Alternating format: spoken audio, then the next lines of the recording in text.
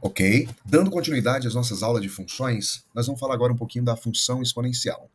Função exponencial é uma função matemática desse tipo aqui, né? F de x igual a elevado a x, onde esse a ele é uma constante, é um valor numérico constante, e a variável x ela vem sempre aqui no expoente. Então essa variável x ela pode ser x, né? Ela pode ser qualquer outra letra, geralmente aparece a letra t para determinar tempo, né? A principal característica da função exponencial, ela está nessa seguinte ideia. A ideia de crescimento e a ideia de decaimento. Então eu vou dividir esse vídeo em duas partes. Eu vou fazer aqui uma revisão, né, para que vocês possam entender quais são os conhecimentos prévios que você tem que ter para resolver, para ir bem em questões envolvendo função exponencial. Tá? Segunda parte eu vou trazer alguns exemplos para a gente resolvê-los utilizando a ideia de função exponencial. Bom, então para resolver qualquer questão de função exponencial, é necessário que o estudante ele tenha já consolidado essas propriedades aqui que são consideradas propriedades fundamentais da potenciação, né? A multiplicação de potência de bases iguais, você conserva a base e soma os expoentes. Já na divisão de potências de bases iguais, quando eu digo base, eu estou me referindo a esse elemento aqui, né, que é a base para esse expoente. Quando é uma divisão, ao invés de somar como a multiplicação, nós iremos subtrair os expoentes. Tá? Aqui nós temos potência de potência, que a gente usa também, mas não com tanta constância assim como a multiplicação e a divisão de bases iguais. Esse elemento aqui é muito interessante, tá? A elevado a zero é igual a 1, qualquer que seja esse a, evidentemente esse a é diferente de zero, mas na função exponencial a gente vai utilizar muito bem, porque o a já será diferente de zero e a gente vai trazer isso daqui a pouco. Bom, e essa daqui que eu julgo ser a mais interessante, porque vai acontecer bastante, né, com muita constância, um expoente negativo. E aí nós temos que aplicar a ideia de inverso. Vou até trazer ela aqui. Né? Imagine que eu tenho 2 elevado a 1. Vou até mudar aqui, 2 elevado a 3. Né? 2 elevado a 3 é muito simples. Pela regra de potenciação, basta multiplicar esse 2, ele por ele mesmo, 3 vezes. Automaticamente obteremos 8. Portanto, 2 ao cubo é a mesma coisa que 8. Mas, se fosse 2 elevado a menos 3, eu posso multiplicar esse 2 menos 3 vezes? Não existe isso. Então, quando eu tenho um expoente negativo, eu tenho que transformá-lo em positivo, aplicando o que nós chamamos de inverso do número. Mas espera aí, o que é esse inverso do número? Se eu tenho um número A e ele está elevado a um expoente negativo m, tá? Lembrando que A e m são números reais. Isso aqui, ó, eu posso escrever como 1 elevado, quer dizer, 1 sobre A elevado a m. Você deve estar perguntando, mas que mágica foi essa? O que aconteceu aqui? Vou explicar de uma forma mais direta. Quando eu tenho um expoente negativo, já foi determinado que eu não consigo trabalhar com um expoente positivo. Não consigo. Agora, todo número natural, vou pegar o 2 aqui, ele é, por natureza, um número racional. O número racional é todo e qualquer número que eu consigo colocar em forma de fração, desde que o denominador não seja zero. Beleza? Tranquilo. Bom, esse 2 eu posso transformar ele em 2 dividido por 1. Por quê? Porque o resultado não muda, é a mesma coisa. Tá? Então, se eu quiser inverter esse 2, a fração dele é 2 dividido por 1. Para inverter isso, basta pegar o numerador e trazer para o denominador, e o denominador transformá-lo em numerador. Isso é inverter, né? Fazer essa inversão. Bom, agora, a ideia é muito tranquila. Eu já entendi que o 2 pode ser transformado em 2 dividido por 1, que é a mesma coisa que 2, e para inverter, basta que eu faça a troca do denominador pelo numerador e numerador por denominador. Agora, o que eu não sei é o que vai acontecer com esse menos 3 quando eu fizer isso, né? Então, o 2 eu transformei em 2 dividido por 1, porque é a mesma coisa que 2 elevado a menos 3. Isso aqui, eu sei, não mudou nada. Isso é a mesma coisa que isso, né? Então, isso aqui implica nisso. Agora, como eu quero transformar esse menos 3 em um número positivo, ou seja, no 3, no inverso, no oposto desse menos 3, basta eu fazer aquela regrinha, transformar denominador em numerador e numerador em denominador. E automaticamente, esse 3, ele se torna um número positivo. E automaticamente, eu também consigo já determinar que 2 elevado a menos 3 é 1 sobre 8. Por que 1 sobre 8? 1 ao cubo é 1. e 2 ao cubo é 8. Portanto, o resultado aqui é uma fração cujo numerador é 1 e o denominador é 8. Agora percebam que interessante, 2 elevado a 3 é 8, e 2 elevado a menos 3 é o inverso de 8, é 1/8. Tudo bem? Isso aqui é muito interessante, é importantíssimo que vocês tenham essas propriedades aqui muito bem definidas. Ah, mas eu não tenho essas propriedades muito bem definidas. Então, uma das dicas que eu dou para vocês é comecem a pesquisar e estudar mais sobre essas propriedades, que elas são simples, mas elas são bastante utilizadas aí em função exponencial. Agora, essa última parte do vídeo, eu queria trazer isso aqui, ó. Como é que essa função se comporta para a maior que 1 e a nesse intervalo entre 0 e 1? Por que eu estou dizendo isso? Porque uma função exponencial, como eu falei lá no início do vídeo, ela é uma função do tipo f de x igual a elevado a x. A única, ou as únicas determinações aqui, é que esse a, que é a base, né, dessa potência, esse a tem que ser diferente de 1, não pode ser 1. E esse a tem que ser maior do que 0. Bom, com essas duas determinações, eu posso verificar essa função para um a maior do que 1, para qualquer valor maior do que 1, já que não pode ser 1, e para qualquer valor maior do que 0 e que esteja entre 1 e o 0. Olha só, eu posso verificar então, já que isso tem que acontecer e isso tem que acontecer, as duas coisas, né? Então eu posso verificar esse gráfico para o a maior do que 1 e também para o a nesse intervalo entre 0 e 1. E aí eu vou começar aqui para o a maior do que 1.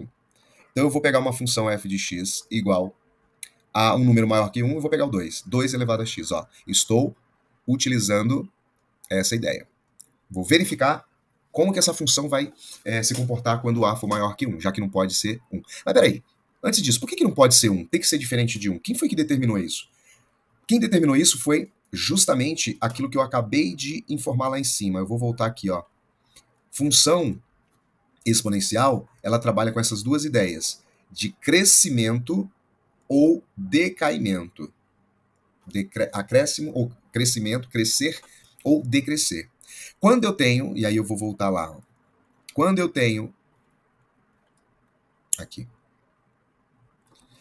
Quando eu tenho um a igual a 1, galera, quando eu tenho esse a igual a 1, essa função seria do tipo f de x igual a 1 elevado a x. Essa função, depois vocês podem até encontrar aí, ó, essa função é uma função cujo gráfico dela é uma constante. Qualquer valor que eu substituir no lugar de x, o f de x dela será 1. Tá? Por exemplo, se esse x for menos 1, 1 elevado a menos 1 é o próprio 1. Se esse x for 0, 1 elevado a 0 é 1. Se esse x for 1, 1 elevado a 1 é 1. Então, essa função seria mais ou menos assim, ó. Quando o x for menos 1, o y dele será 1.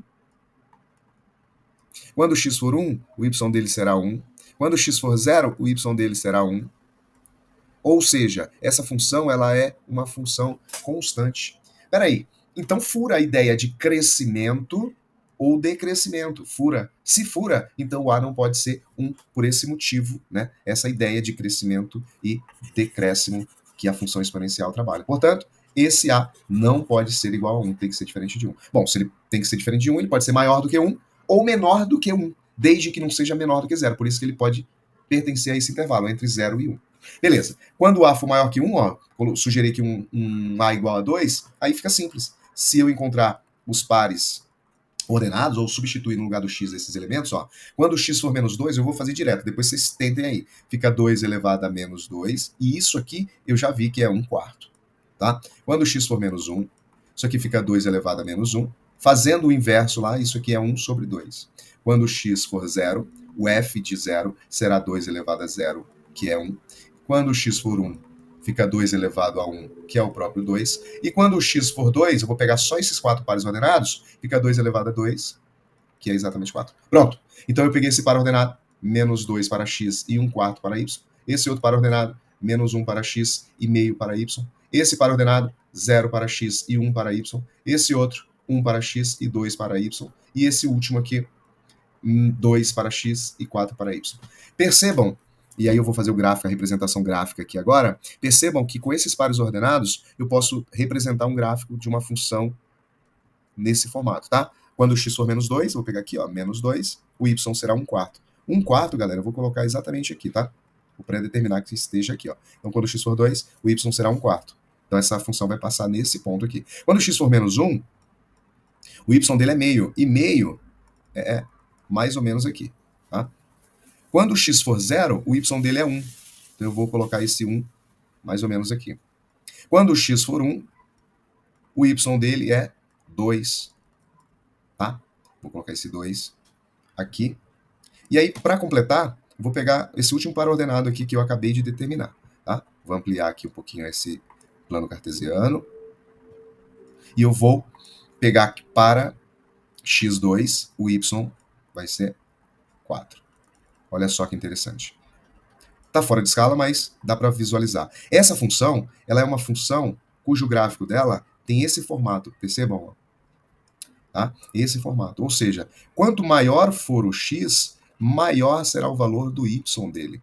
Tá? É uma função que cresce, é uma função crescente. Ou seja, para a maior que 0, ou maior que 1, melhor dizendo, maior que 1, a função, ela cresce. E aí eu vou deixar como exemplo para vocês, ou como exercício, para que vocês possam praticar o outro intervalo, tá? Para x fazer a mesma coisa. Para x, ou para a, melhor dizendo, para a, igual a meio. Por que igual a meio? Eu escolhi, tá? O meio está nesse intervalo que eu quero calcular ou determinar o gráfico cujo a esteja nesse intervalo. Então, faça a mesma coisa aqui que eu fiz para f.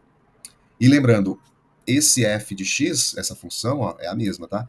A elevado a x. Logo, essa função para a igual a meio será f de x igual a meio elevado a x, tá? E aí você vai encontrar o f de menos 2, f de menos 1, f de 0, f de 1 e f de 2. Tá? Vou deixar como exercício aqui para vocês. Evidentemente eu vou dar um spoiler, porque a ideia é verificar o gráfico. O gráfico dessa função, vocês vão ver, ele será exatamente nesse formato aqui, ó. Tá? E aí eu trago para uma observação. Qual é a diferença dos dois? Quando A é maior do que 1, no caso aqui eu escolhi arbitrariamente o 2, o gráfico da função ele é crescente. Quando A está no intervalo entre 0 e 1, no caso eu escolhi também arbitrariamente o meio, o gráfico dessa função é decrescente, ele decresce. Olha só, quanto maior for o x, menor será o y, ele vai até o infinito, nunca vai cruzar o x aqui nem encostar, ele tende aqui ao infinito positivo, mas esse gráfico nunca vai encostar aqui no eixo x, tá? Vai até o infinito nessa pegada. Mas ela decresce, ó, ela vai decrescendo. Tá? Essa é a diferença, né? Ou é assim que se comporta o gráfico de uma função para o a, que é a base maior do que 1, e também para o a, que é essa base entre 0 e 1. Bom, nós já mostramos que não tem outra possibilidade, ou o a é maior que 1, ou o a está nesse intervalo, então nem preciso testar com outros elementos. E aí, só um resuminho daquilo que eu acabei de provar nos dois gráficos. Se o a for maior do que 1, essa função, ela cresce. Né? À medida que o x aumenta, o y, o f de x, também aumenta. Se o a estiver nesse intervalo, né, no caso aí nós escolhemos o meio, essa função decai. À medida que o x aumenta, o y, ele diminui. Então, ela é uma função decrescente, beleza? No próximo vídeo eu trago aqui 3 exemplos de como é utilizado função exponencial no nosso cotidiano. Beleza? Valeu!